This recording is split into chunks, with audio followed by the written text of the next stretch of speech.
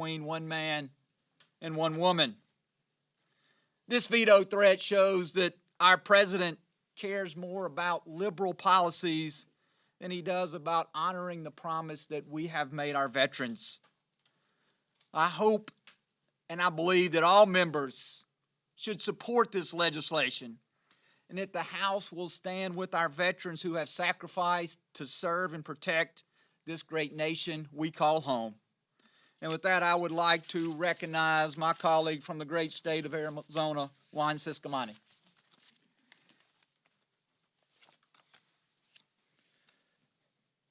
Good morning, and thanks for being here. Serious problems call for serious solutions. And the current border crisis is at the worst point we've ever seen any kind of border crisis in our country. And listen, I'm always open to working with anyone to find the solutions that we need for these kind of problems. But the initial reports that we've been seeing regarding the executive order by President Biden later today regarding the border, they don't indicate a serious approach to this very serious issue. And there's a reason for my skepticism on what we're about to see. On day one, this president signed dozens of executive orders that caused this border crisis.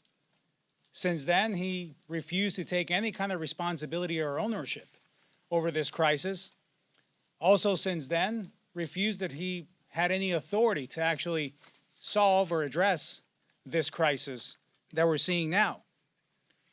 So after doing that, and he's about to sign one executive order, my expectation of what this was actually do is pretty low. What we see today, and just a little bit from this president, if it's in line with anything else that we've seen up to this point, that is the reason of my skepticism of what's actually going to be in it and how serious this is going to be to solve the issue. If it's in line with the way he's acted before, it's going to be too little too late, and probably not enough, and not enough seriousness to actually address this issue. What we do know about this potential executive order regarding a 2,500 person limit, that's a problem. If that's the case, that sets a number of how many people can actually enter the country legally before we allow our border agents to start doing their job. So I have an issue with 2,500, 5,000, or whatever the number is that we've seen before. If that number can be 2,500, why not make it 0 to allow people to break the laws of this country before entering and then actually allow our agents to do their job? My district, border agents, my border community, they demand serious answers for this serious problem. And it's time for us to have some meaningful solutions on this and to find and see meaningful leadership from this White House. So this is my message. Let's get serious about this issue now. We have no time to waste. We have to do it right now. Thank you. And with that, I would like to yield to my friend, Majority Whip Tom Emmer. Thank you, Juan. Last week, Democrats pulled off the biggest sham in U.S. history. It's no secret that their case against President Trump has been a witch hunt from the beginning. From a conflicted judge who has donated to anti-Trump causes to the lead prosecutor, Alvin Bragg, who campaigned on going after President Trump, to the ridiculous charges to Matthew Colangelo, a senior Biden DOJ official, leaving his position in the administration to join Bragg's team, to the prosecution's star witness, who my colleague, our conference chair, referenced, Michael Cohen, a real criminal, admitting to multiple crimes on the stand. All of the evidence in this case points to one simple fact. This was never about what President Trump did or didn't do. It's about who he is. He's the leading Republican candidate for president. And the Democrats have made it clear that they will stop at nothing, even if it means weaponizing our justice system and trampling on the rule of law to try and prevent him from getting to the White House again. The good news is the American people are not fools. They see this for the sham that it is, and they will issue the ultimate verdict this November. Until then, House Republicans will continue to do our part to give Americans the transparency and accountability they deserve on the shady cast of characters who are hell-bent on attacking President Trump. Last month, I wrote to Attorney General Merrick Garland demanding that this corrupt Department of Justice take immediate action to indict Cohen for repeatedly lying under oath to Congress and answer to our congressional committees on their documents requests to Colangelo. Chairman Jordan has called on Bragg and Colangelo to testify before our Select Committee on the Weaponization of the federal government next week. Speaker Johnson has also said we're going to look at Special Counsel Jack Smith, who we believe has been abusing his authority as well. Bottom line, the Democrats' corrupt weaponization of our justice system must be stopped, and we're going to do everything in our power to hold them accountable. And with that, I turn it over to our leader, Steve Scalise. Thank you, Whip. Last week was a sad time for anybody in America who believes in the basic tenet that justice is blind, that everybody in America is going to get equal treatment regardless of who they are. We saw from the very beginning of this trial that Alvin Bragg did not want to just target somebody based on criminal wrongdoing. He wanted to target somebody based on who they were. That's how he actually campaigned. Talk about somebody beginning their campaign with a bias, saying he was going to go after people, to use the weight of government to target his political opponents. Now, we know that happens in third world countries. That cannot be the norm in the United States of America. And I think that's what disgusted so many people, Republican, Democrat, Independent, that disagreed with not only the verdict, but the fact that the case should have never been brought to trial. And so when you see this weaponization of government against political opponents, starting at the top with Joe Biden, allowing his agencies to go after political opponents, encouraging Democrat DAs, conflicted judges. We've heard all the stories, the reports. A judge that donated to the campaign of Joe Biden. Talk about a conflict of interest, whose own daughter was making millions of dollars off of the trial. And yet here we are. This cannot be the new norm for the United States of America. And as Donald Trump said, he's going to fight this thing not only for himself, but for every American who could be the next person that they go after. And so this Republican majority is going to continue to go and look into the weaponization of government. We have committees, obviously, aggressively pursuing that, continuing to get transparency, bringing in witnesses. But we also are bringing legislation. You're going to see in the appropriations process us look at the funding of some of these agencies. You're going to also see policies that are going to be coming forward to address the abuses of power that we've seen. And so this is going to be something that continues. I know my colleague Juan Ciscomani talked about the open southern border, and we've all been talking about the perils of Joe Biden's policies, as today he tries to throw out another fig leaf to try to distract people from the failures of his own policies. I think most people in America now know Joe Biden, with a pen, could fix the problems that he created, and he chooses not to. He doesn't want to fix the problem. In fact, he actively opposed the bill that we passed through this House, H.R. 2, that would have actually secured America's border. He wants it to be open. But you just saw a couple of days ago yet another glaring example of the failures of the Biden open border policy. And that's when 2 more New York Police Department officers were shot by someone here in this country illegally. How many times is Joe Biden going to allow this kind of criminal activity in the United States by people here illegally that he's let in the door to injure cops, to kill people like Laken Riley, before he actually works with Republicans to do something about it? Because ultimately the voters will have a say on November 5th in all of these issues.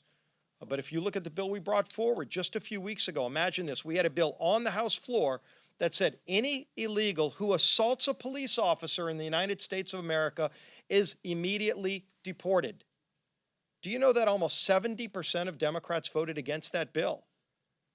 And then just a few days ago, 2 NYPD cops are shot by someone here illegally. And they don't want that illegal criminal to be deported. It's unbelievable how far left their party has gone. It's unrecognizable to most people in America. But again, that's what's at stake on November 5th.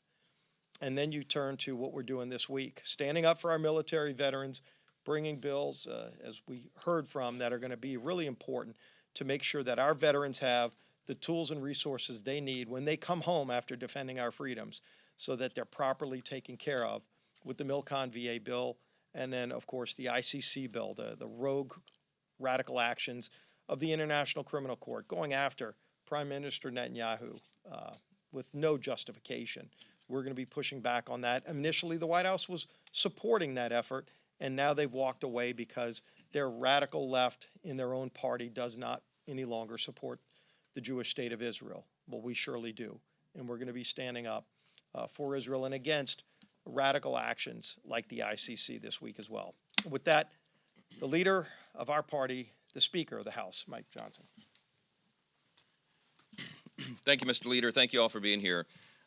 Something is happening in the country right now, and I've been traveling extensively around the country. I was out this past week in the Rust Belt, and I was in states like Ohio and Michigan and Wisconsin and Illinois. And when the verdict came down against President Trump, there was something palpable that happened around the country. And I don't know if you sensed it where you were and among the groups where you were over the last week, but people realized that we have reached a new low. And when you have activist prosecutors and the Democratic Party, who are so desperate because of the presidential campaign and the way it's going, they understand that Donald Trump, all the polling shows, is crushing Joe Biden. They're in panic mode on the Democratic side, and they are so desperate to stop Donald Trump. He's winning in the swing states. He's winning among the people. He's winning among new demographics that have never voted Republican before. They see this happening, and they're so desperate to stop him that they are willing to use the judicial system to do so. It is a new low, and it's a dangerous one, because what they're doing is they're eroding the people's faith in our system of justice itself. As Leader Scalise said, people have to believe that justice is blind. You have to believe that there is equal justice under the law in order to maintain a constitutional republic. This goes to the very core of who we are, the foundation of who we are as a nation, and that's why it's bigger than just President Trump. It's bigger than just these cases. It's about our system itself. And because of that, there is a backlash. President Trump hit a fundraising record the day after, within 24 hours of the verdict. We did as well on our fundraising platforms. We raised record amounts of money because people understand what's at stake now. This is not just a contest between two individuals for president. It's now about whether we're going to defend the integrity of our system itself. And we're going to do everything we can, everything within our scope of our responsibility in the Congress to address it appropriately. And I announced this morning to our conference we're working on a three-pronged approach. You heard Leader Scalise and others reference it today. But we're looking at various approaches to what can be done here through the appropriations process, through the legislative process, through bills that we'll be advancing through our committees and putting on the floor for passage, and also through oversight. All those things will be happening vigorously, because we have to do that, because the stakes are too high and because people are losing faith in our institutions. And that, at the end of the day, is something that should concern every single one of us, and I think it does. On other issues, I just want to tell you one important number, 126. It was 126 days ago today that Joe Biden said, quote, "I've done all I can do." He was asked about why he wouldn't use his extensive executive authority to address the border catastrophe that he himself created. And 126 days ago, he looked into the cameras and said, I'm out of options. I've done all I can do. He tried to convince us all for all this time that there was no way he could possibly fix the mess. Remember that he engineered it. When Congressman Ciscomani said a few moments ago, he began this on the day he took office over 3.5 years ago. He walked into the Oval Office and he started issuing executive orders, dozens of them. We counted 64 specific executive actions that President Biden and Secretary Mayorkas took to open that border wide. They did it intentionally. They engineered the open border. There's no question about it. The evidence is so clear. And now, suddenly, now he wants to issue some weak executive order. One executive order, supposedly to try to address the issue. It's window dressing. Everybody knows it. If he was concerned about the border, he would have done this a long time ago. And we don't know what's in this. The devil will definitely be in the details here, I can assure you. But from what we're hearing, it will ignore multiple elements that have to be addressed, the elements that were in our legislation that we passed over 14 months ago, to fix the broken asylum program, to fix the broken parole process, to reinstate the Remain in Mexico policy, to end the catch and release policy that they've advanced. Those are the reasons that this catastrophe has been allowed to continue. And whatever little short measure that he's going to do here is not going to solve the problem. In fact, by some estimates, it might make it worse because it will extend once again the welcome mat. Incentivize people to come and be among the first 2,500 is what we're hearing. The first 2,500 per day to come in to be ensured that you get your welcome package when you come into the country illegally. It's absolute madness. They're going to say he's using Section 212F of the Immigration and Nationality Act. You know what? I read him that provision myself on the telephone a year ago. 7 months ago, I know, after I became speaker, we had this conversation. I told him this. First, he tried to tell me it didn't exist. Then I read him the language on the phone. Later, I met with him in person, reiterated the same language. And that provision is so broad, it allows the president to use his authority unilaterally if he determines it to be in the best interest of the country. If it's detrimental to the interest of our country, he can close the border down entirely. He's not going to do that. He has no interest in doing that. They want it wide open. So this weak measure here, don't be fooled. One executive order can in no way undo the 64 specific executive actions he's already taken and 3.5 years of chaos that they've allowed to ensue. House Republicans, on the other hand, stand with the American people, and we've been fighting on this every single day to protect the border. We passed H.R. 2, the most comprehensive border protection measure that's ever been passed by Congress, still sitting on Chuck Schumer's desk collecting dust 14 months later. We passed the Laken Riley Act after violent crimes and even murders have been committed by the illegals in the country. We passed legislation to deport illegals who commit crimes here, like drunk driving and Social Security fraud and assaulting law enforcement officers. We passed resolution after resolution, and we ultimately impeached Secretary Mayorkas at DHS. Why? Because historically desperate times call for historic measures. It's a very rare thing to impeach a cabinet official, but we had to do it. On other issues with regard to the ICC, we are on the floor this week. The House will be passing legislation to sanction the ICC for its outrageous efforts to arrest Israeli officials. The idea that they would issue an arrest warrant for the Prime Minister of Israel, Defense Minister of Israel, at the time when they're fighting for their nation's very existence against the evil of Hamas as a proxy of Iran, is unconscionable to us. And as I said a couple of weeks ago, the ICC has to be punished for this action. We cannot allow this to stand. If the ICC was allowed to do this and go after the leaders of countries whose actions they disagree with, why would they not come after America? You already have leaders around the world in smaller countries who take issue with things we do around the globe. Why wouldn't they then issue arrest warrants for the next president of the United States or any of our defense officials? Why not? We have to stand against it. We can't allow bureaucrats to make decisions about what we're doing and come and have this authority. So our legislation, which will have bipartisan support, will apply visa restrictions and economic sanctions to anybody at the ICC trying to investigate, arrest, detain, or prosecute protected persons, including U.S. allies. It's a really important step for us. We know the president doesn't like to listen to us, but I hope that he'll listen to the members of at least his own party who are denouncing the ICC and calling for action. President Biden ought to recognize the danger of letting them pursue these illegitimate investigations and the need to sanction the ICC in response to that. Last thing I'll mention is that the Milcon VA bill, has been noted, is on the floor. First appropriations bill of FY 2025. It fully funds veterans' health care and benefits programs. It bolsters our national security at a very important time. Refocuses the executive branch by prohibiting enforcement of woke DEI policies and the use of funds on promoting critical race theory. Protects the Second Amendment rights of veterans. Prevents taxpayer dollars from being used for abortions. And all the commitments that the American people expect us to maintain here will do. But yesterday, the White House said, no surprise, it'll veto the legislation. Sends a terrible signal to our nation's allies and to our adversaries. The president's push toward radical and woke policies is continuing threat to our national security. We shouldn't be using the military for this, and everybody knows it. His agenda is changing the focus of the military. It is undermining our readiness, and it's rejecting the promises made to our veterans. We need the president to reverse course on this because we've got to prioritize America's strength and safety. It may never have been important. It certainly hasn't been more important to do that in any previous time in our lifetime. And this is the stakes couldn't be higher. With that, I'll take a few questions. Front row. Mr. Speaker, Marjorie Taylor Greene has said that she's going to trigger a privilege resolution to impeach President Biden this week if you don't move on that. Have you had any discussions on that yet? And is that something you'd be open to doing if it's productive now? We haven't talked about it. I mean, in general, the impeachment power is one that we wield very carefully here, as I've said so many times. Next to declaration of war, it's the heaviest power that Congress has. It needs to be very methodical. Look, there's no question. President Biden, I think, is the worst president. I think President Biden is the worst president in the history of the country. And there may well be impeachable offenses. There's an investigation process that's gone about that has been looked at of our committees of jurisdiction, and the process continues. So I'm not making any commitment on that this morning. We have to let the constitutional process and our constitutional responsibility play out. So, yes.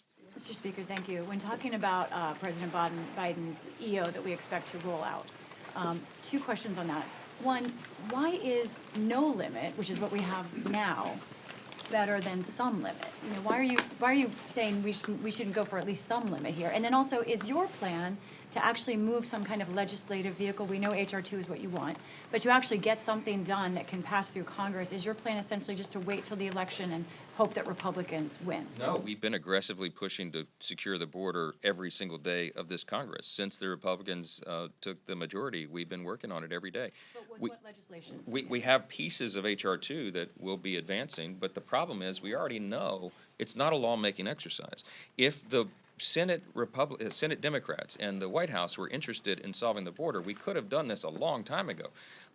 Limits are fine, but it's not going to solve the problem. It is not going to solve the problem. January 3rd of this year, we took 64 Republicans, House Republicans, down to the border at Eagle Pass, and it was the largest congressional trip ever to the border, and we talked with the people in charge. We visited the processing centers. At the time, Eagle Pass was the epicenter. They cleaned it up and changed the routes after we showed up down there, but they were allowing so many people in, it was a countless number, and what they told us there was, they said, I've said this in this room before, the deputy chief of Border Patrol, a 33-year veteran of the agency, said, "We don't need more buckets. We need to stop the flow." He said, "It's as if I'm having to administer an open fire hydrant." Who opened the fire hydrant? Joe Biden did. They knocked the cap right off of that thing, and it's been flowing ceaselessly for 3.5 years plus. Our estimate is that there's at least 10, 12 million, maybe as many as 16 or 17 million illegals have come across the border in that time. Where do we get that number? The DHS numbers, the official numbers, are over 10 million now, and they count over 3 million, I think, known gotaways, but we don't know how many people came in totally undetected, because we know there are wide sections of the border that are not adequately protected. At Eagle Pass, they told us 60 to 70% of the people who came through there were single adult males between the ages of 18 and 45 of military capability. These are not huddled masses of families seeking refuge and asylum. These are people coming in probably to do us harm. It doesn't take a big stretch of the imagination to do it. Look, Joe Biden knows all this. He knows it.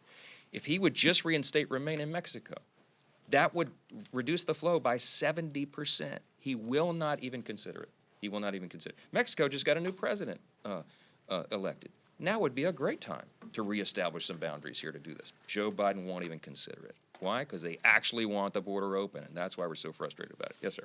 Speaker Johnson, I haven't seen anything about any Republicans planning on boycotting Netanyahu's address when it happens.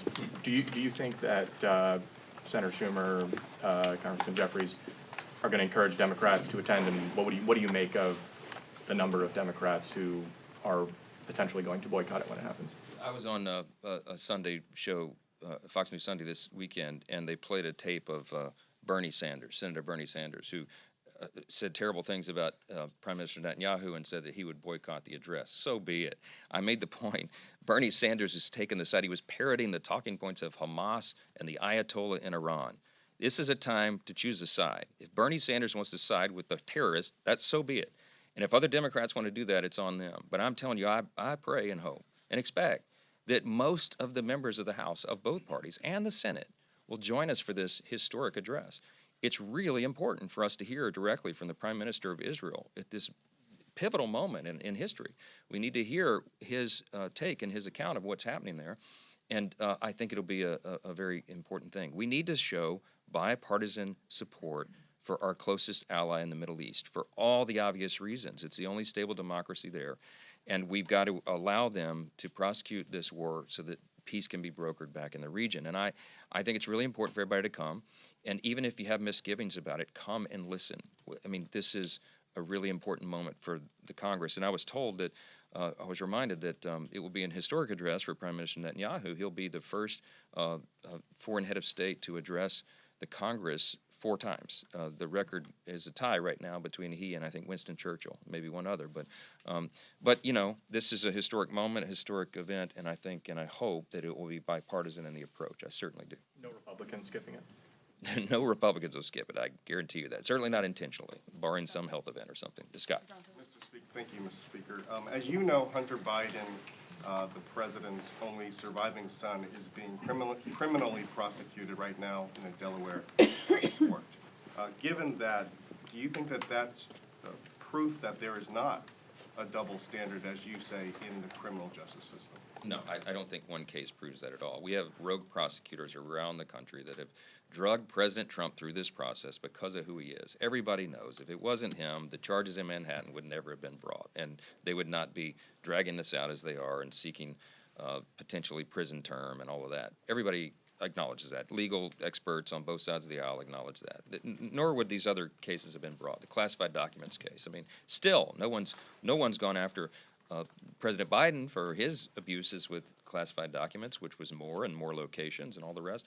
Look, it doesn't matter what they do to orchestrate or try to put window dressing on this. The American people can see right through it. The American people are intelligent, and they understand intuitively what's happening here, and they see a two-tiered system, and they see that President Trump is being targeted for who he is because he is soon to be the official nominee of one of the 2 main parties in the country. He's the opponent of the president, and so the president and his Department of Justice have, you know, participated in this, given it a pat on the back, and endorsed all of this stuff that's happening against him. And Democrats cheered when the verdict came down. I mean, it's just blatantly on display for everybody. So I think that's what's frustrating the American people.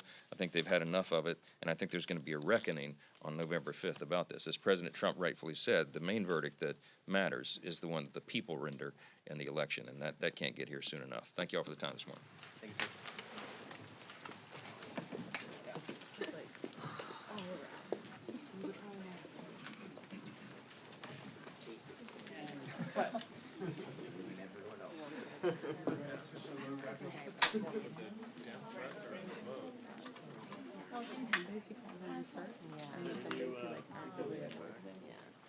I know, we're twins. We should have just sat next to each other to like blind everybody else.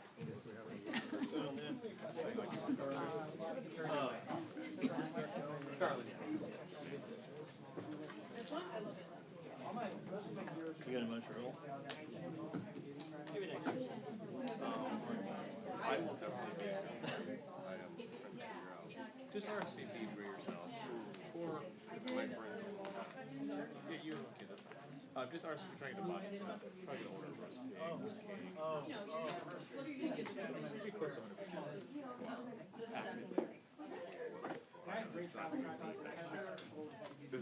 This is July. You